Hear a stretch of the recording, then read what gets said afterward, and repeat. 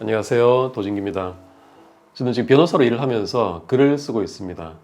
변호사로 일하기 전에는 판사로 20년을 일했고요.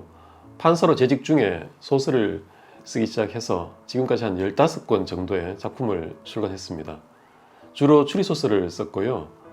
또 법정소설이나 법률교양서 등도 썼고, 지금은 네이버에 웹소설을 연재하는 등 다양한 시도를 나름대로 하고 있습니다.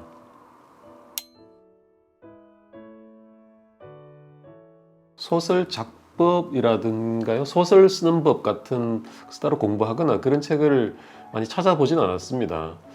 그 소설을 많이 읽으면서 자연스럽게 어떤 그런 틀을 익혔던 것 같아요.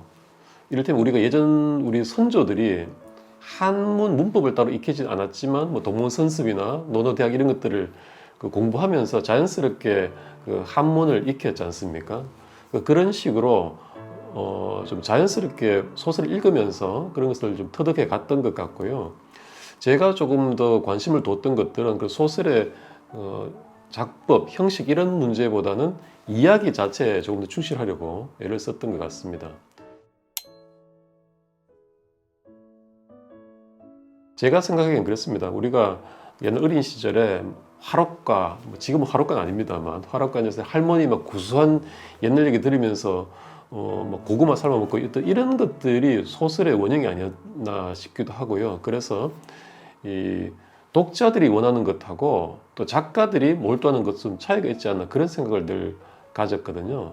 근데 저는 독자 편이었습니다. 왜냐하면 독자로서 훨씬 오래 살아왔고 또 작가가 되겠다는 생각으로 책을 읽었던 것도 아니었기 때문에, 그래서 제가 소설을 좀 써야겠다고 생각했던 시절 때부터 독자들이 원하는 또 독자에게 친절한 그런 소설을 쓰고 싶었습니다.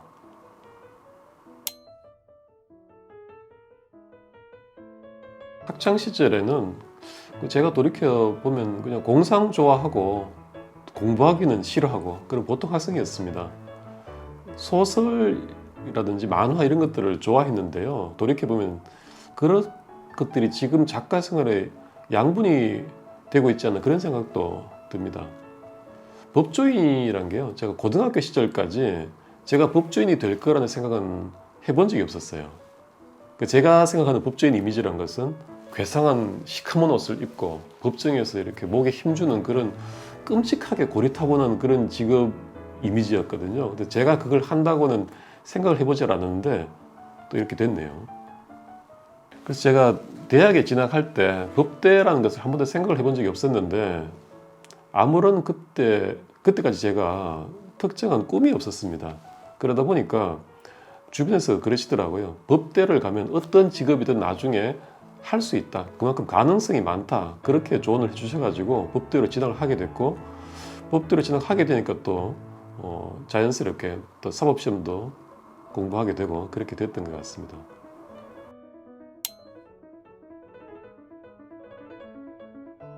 한마디로 미시적으로는 실이고 거시적으로는 득이다 이렇게 말할 수 있는데요. 변호사 혹은 법률가로서의 사고방식 글쓰기라는 것이 창작자로서의 사고 글쓰기와는 완전히 정반대입니다. 법률가라는 것은요, 지금껏 해오던 대로 가장 반복을 잘 하는 사람이 잘하는 사람이고요. 그리고 틀에 박힌 기존의 그 형식에 맞는 문장을 써야지 잘 쓴 글인 거거든요.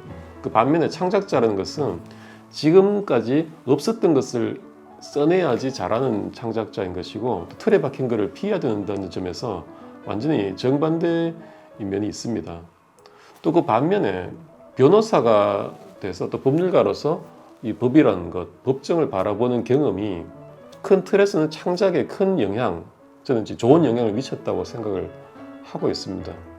제 생각에는 작가의 진정한 고민이란 게 어떻게 문장을 매끄럽게 잘 쓸 것인가, 이런 문장의 기술보다는 어떤 인사이트를 가지고 쓸 것인가가 아닌가 싶고요. 그런 점에서 이런 법률가로서의 경험이 제가 쓰는 글에는 굉장히 도움이 많이 되고 있다, 그렇게 여기고 있습니다.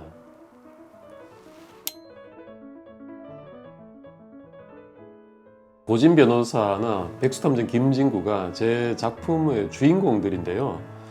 아무래도 이 주인공쯤 되는 캐릭터는 작가의 내면에서 나와야 되는 것 같더라고요. 그래야지 그 주인공의 감성이든 사고든 그런 것들을 구체적이고 생생하게 묘사할 수 있는 것 같고요.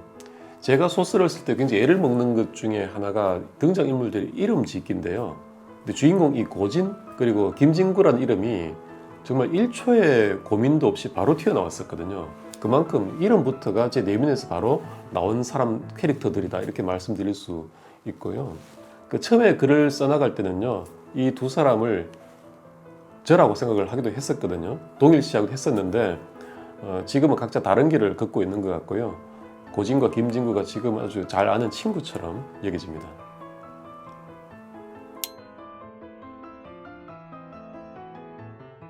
추리소설의 영감은 특별히 어떤 특정 매체에서 얻는다기보다 생활하면서 접하는 모든 것이 소스가 되는 것 같습니다. 어떤 영감을 얻으려고 특정한 책이라든지 이런 것들을 의도적으로 읽는 것도 아닌 것 같고요. 예를 들어서 제 악마는 법정에 서지 않는다 같은 소설은 그 노래 한 곡을 듣다가 탄생을 했는데요. 스위스 밴드 가타드의 One Life One Soul을 듣다가 이 노래의 감성을 한번 작품으로 써보고 싶다 그런 생각에서 만들어지게 된 거고요. 합리적 의심이라는 법정 소설은 실제 있었던 어떤 사건과 판결에서 굉장히 좀 분개를 했고 그것을 계기로 그 소설을 쓰게 되기도 했습니다.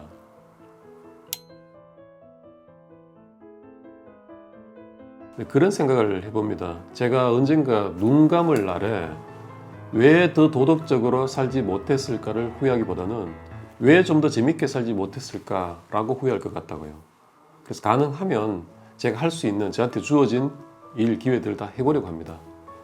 당시에 그런 도전을 제가 좀 움츠리고 부정적이었다면 판사 시절에 소설을 쓰지도 못했을 것 같아요. 법원에서는 좀 그런 것들을 굉장히 싫어하는 그런 분위기가 있거든요. 근데 당시에 제가 책을 내면서 찾아보니까요, 판사가 판사이면서 추리소설을 출간한 예가 우리나라는 물론이고 일본이나 중국에도 없었더라고요. 그래서 이 지인들이 농담 삼아 동부가 최초의 판사 출신 작가라고 하는데 그렇게 좀 엉뚱한 일들을 겁없이 벌였기 때문에 지금의 제가 저로 살고 있는 것 같고요. 저는 제 작품이 절대로 최고는 아닙니다만 제가 최초다라는 그런 자부심은 나름대로 가지고 있습니다. 그리고 제가 최초가 되기 위해서 의도적으로 했던 것도 아니었고 다만 제 내면의 흐름을 따라가다 보니까 지금 이 길을 걷고 있게 된 것 같습니다.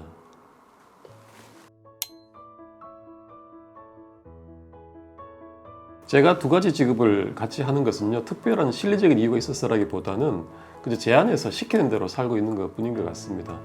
제가 상반된 두 가지 기질이 같이 있는 것 같아요. 법률가로서의 질서, 윤리를 추구하는 그런 기질도 있고 또 반면에 창작자로서의 자유분방하고 공상, 재미를 추구하는 그런 기질도 있는 것 같고요.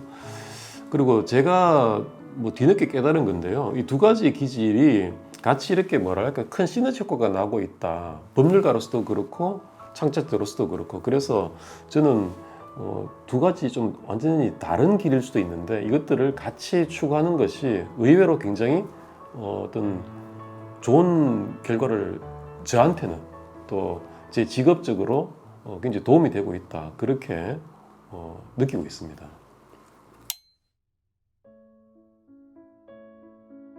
그러니까 법률가로서 틀에 박힌 문서를 작성하는 것만이 좋은 것은 사실 아니거든요.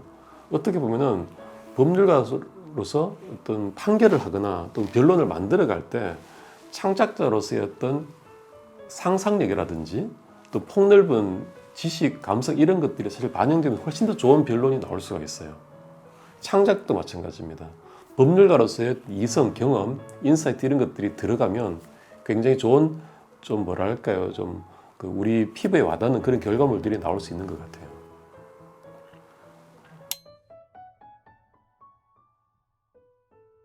네, 제가 지금까지 미스터리를 한 10년 이상 써왔는데요. 주로 그 트랙 위주의 본격형 미스터리라는 그런 장르로 분류되는 겁니다. 근데 이거를 작년인가 어느 분이 당신이 이렇게 오래 쓸 줄 몰랐다라고 하셨는데 저는 좀 그때 큰 깨달음을 얻었다고나 할까요?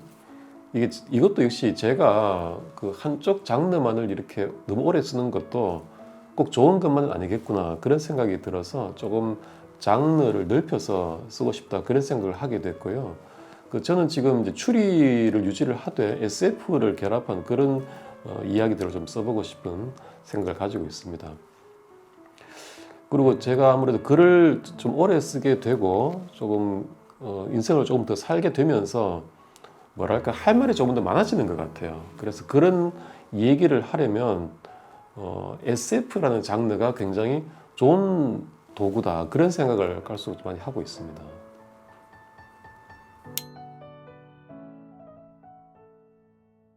창작자라는 사람들은 그냥 떠오르는 생각을 안 쓸 수는 없는 족속들이다.